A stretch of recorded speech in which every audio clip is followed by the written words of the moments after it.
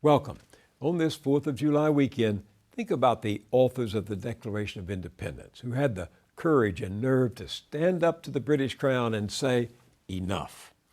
And think of the everyday people, regular people, who then put themselves on the line to back up that declaration.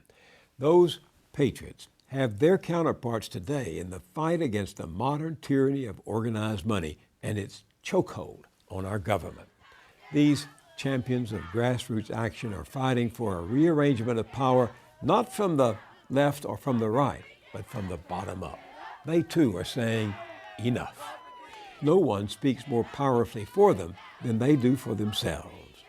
One of their best known has been agitating for ordinary people for most of his life. Like the circuit riders of old, spreading the word, Jim Hightower is forever on the road, speaking, riding the electronic rails of the internet, appearing on radio and TV, preaching the grassroots gospel. He's had firsthand experience of politics and government, both as a legislative assistant on Capitol Hill and as the two-term agriculture commissioner of his native Texas, where he fought for small farmers against the giants of agribusiness. In addition to his books, he publishes this political newsletter, the Hightower Lowdown, which many of us consider so essential. I once raised money to help make people more aware of its wit and wisdom. Welcome back, Jim. Thank you, Bill. Great to be with you. Well, you have been sounding the populist trumpet ever since we first met 30 or more years ago. But the walls of Jericho are still standing. Corporate power is practically has the lease on Congress. The richer. Wall Street is back on top. And politics at almost every level is overwhelmed by money. The robber barons have won. Wouldn't you acknowledge that? Well, the robber barons are certainly atop, but I believe is this populist fervor that is challenging that robber barony that we have dominating pretty much every aspect of our lives. Politics, the economy, whether you get a job or not, and whether that job comes with any pay, much less health care, and the media, right on down the line. Yet in every one of those segments, there is a growing rebellion and an increasing awareness among different groups fighting different battles that they are connected to the other groups. It's not a movement yet, but it's beginning to connect up. There's now this group called the United Workers Congress, and these are 10 different very low-income employee sectors. They're farm workers, they're nannies, they're taxi cab drivers, they're day laborers, and they're adjunct professors. Adjunct professors? Professors. Is an unusual participant in a coalition like that? They are paid a poverty wage. No health benefits, no security, job security, just like fast food workers, in fact. What does that suggest to you? It suggests that people are beginning to get together and see their common interests. So here are the highest educated poverty workers in America with the lowest educated poverty workers, and seeing that they are in the same boat now. And that realization is a powerful political potential. I'll give you another example. We had a world protest against McDonald's. There were 30 countries involved in it. That takes organization. Again, it's not high visibility yet, but neither was civil rights until it popped out. To me, these things have a dynamic of their own, a life of their own, and there comes a point at which the people are pushing and more politicians begin to respond. Elizabeth Warren in the Senate makes a difference. Do you know about the New Deal? Yes. I'm not talking about Franklin Roosevelt's political platform. Right. I'm talking about a new organization in Washington led by Wall Street Democrats like Cory Booker of New Jersey. They formed recently a group that can raise campaign cash secretly from anonymous donors, and so far they've raised it from some of the same big corporations that are also contributing to Republicans: Walmart, Pfizer, Big Pharma, Comcast, and others. Friendly corporate lobbyists help run this. One of its board members is a lobbyist for the U.S. Chamber of Commerce, and they call themselves the New Deal. That is exactly what's wrong and why people are sick of politics. That you would think that the answer, that a Democratic organization would think that the answer is for them to get corporate money as well. That's what happened in Texas. People didn't turn right-wing. They quit voting because the Democrats quit being Democrats for exactly the reason that of what Cory Booker is doing there. They went out and got the corporate money, and if you take that check, you know, you're not going to be talking populist, old Democratic, rallying the troops and going at the bastards and big shots and BSers. You're not going to be talking about good jobs at good wages, not just jobs, good, you know, jobs that have wages attached to them, living wages. You're not going to be talking about Medicare for all. You know, not Medicare through the, or health care through the insurance companies, but just you're born, you get Medicare. That's it. People would have understood that. Well, we need to change the system.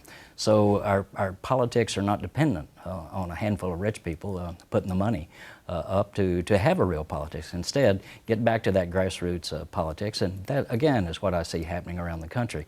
There's, as you know, this fracking movement across the country. Mostly apolitical people, often conservative people. Republicans who now are just astonished and appalled that corporations are doing this to them, and that their own political people of their own political belief are doing this to them, are not helping them.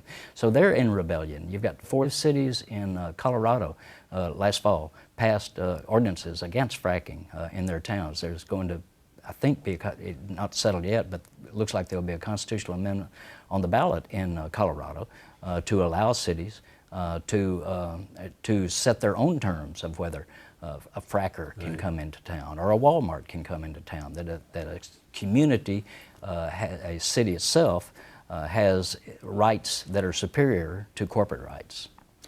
You know as well as I do that most members of Congress are not even trying anymore, not listening to everyday people, not talking their language, not even knowing the regular folks. I don't even think they're scared anymore of not pleasing the people. They're more scared of not pleasing their donors.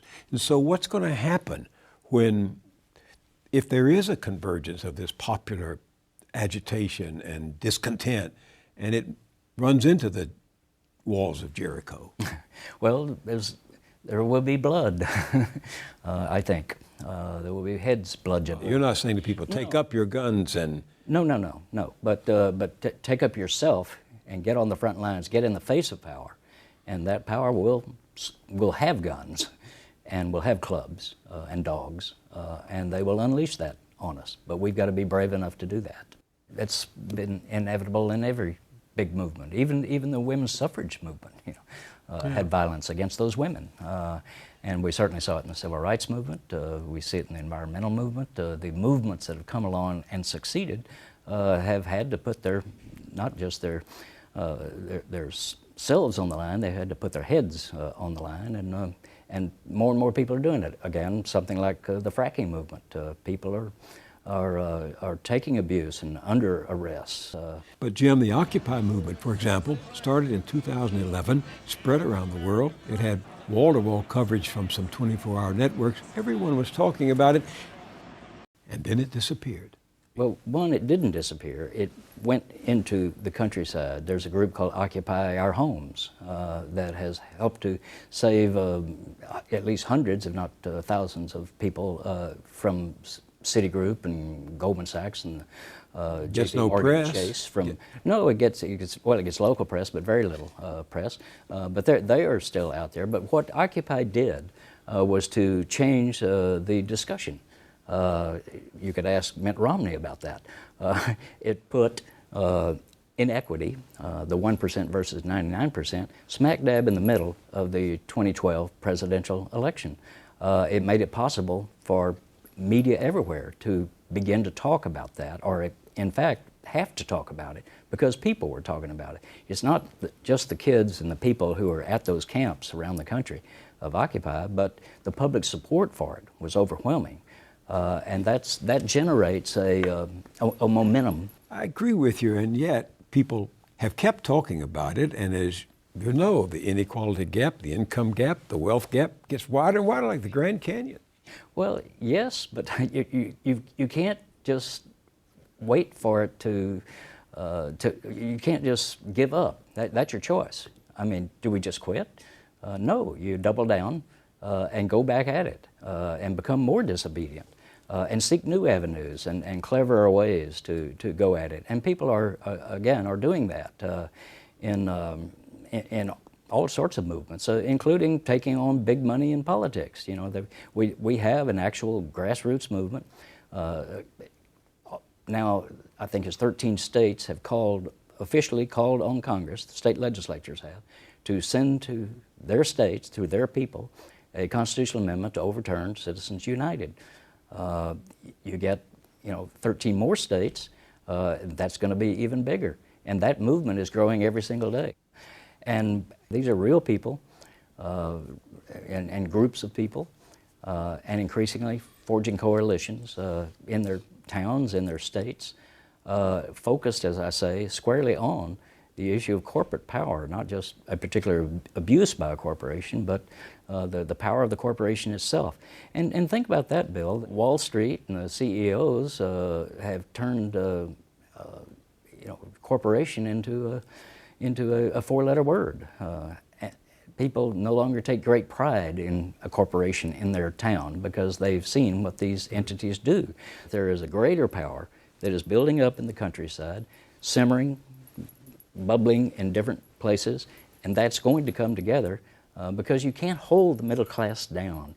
Poor people are, they're good at holding down poor people. They've had decades, centuries of experience. But now you're trying to hold down the American middle class and succeeding at the moment. But those people know that even a dog knows the difference between being stumbled over and being kicked. And these people who have now been knocked out of the middle class, and by the way, since the 2008 recession collapse of Wall Street crashed on our economy, 90% of the American people have lost income and lost wealth. 9 out of 10 of us. That's a lot of people to hold down and think that those people are not going to rebel. They're beginning to rebel. That's what I'm saying. Ralph Nader is out with a new book called Unstoppable, in which he says there could be a coalition of left and right united around such common interest as ending corporate bailouts, military overreach, and even the minimum wage. There are people on the right who support the minimum wage. And that's what I'm saying is out there in a number of different issues. And the transition begins to happen when they see that they are working together and that this corporate power is really what they're battling, the concentration of money and power that wants to stomp on them no matter what their voter registration card says, that then they begin to think, well, maybe some of these other issues too are related to this, and that's when the movement begins to weave together and become something more than just a scattershot of protest groups. The 4th of July, 2014, Thomas Jefferson, who drafted the Declaration of Independence, as you know, would also warn against what he called aristocracy, founded on banking institutions and moneyed in corporations, riding and ruling over the plundered plowman and beggared yeomanry. What do you think Thomas Jefferson would say of our system today? I think he would say that this is the exact opposite of what we were talking about. Now, there wasn't much democracy in the first U.S. government, 1789, I guess, when it took power. Only 4% of the people were even eligible to vote. You had to own land if you were a white man to be able to vote. And of course, if you're African American, Native American, woman, no, you couldn't vote. So there wasn't a lot of democracy there, but their vision, their ideals were there of a greater democracy, and they understood about corporate power even in that day. Because you got to remember that the original Boston Tea Party was not just about King George III's government.